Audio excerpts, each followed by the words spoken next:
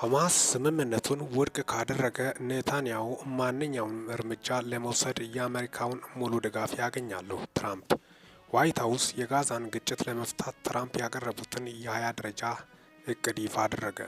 የፕሬዝዳንት ትራምፕ የሰላም እቅድ ጋዛን ከሽብር የጸዳ ቀጠና ማድረግ፣ ታጋቾችን መልቀቅ፣ የእስረኞች ልውውጥና ለጋዛ ነዋሪዎች የኢኮኖሚ እድገት መንገዶችን አካቷል። ቁልፍ ነጥቦች ለጋዛ ሕዝብ ጥቅም የተበጁ የመልሶ ማልማት ውጥኖች፣ ሰላምን ለሚቀበሉ የሐማስ አባላት ምህረት፣ አፋጣኝ የሰብአዊ እርዳታና መሠረተ ልማት ጥገና፣ ኢንቨስትመንቶችን ለመሳብ ዓለም አቀፍ አስተዳደርና ኢኮኖሚ እድሎችን ማስተዋወቅ፣ በዓለም አቀፍ የጸጥታ ኃይሎች ስምሪት እስራኤልን ከጋዛ ማስወጣት። እቅዱ በትብብርና ለውጥ ዘላቂ ሰላም ለማስፈንና የፍልስጤምን በራስ የመወሰን ለማሳካት አልመዋል።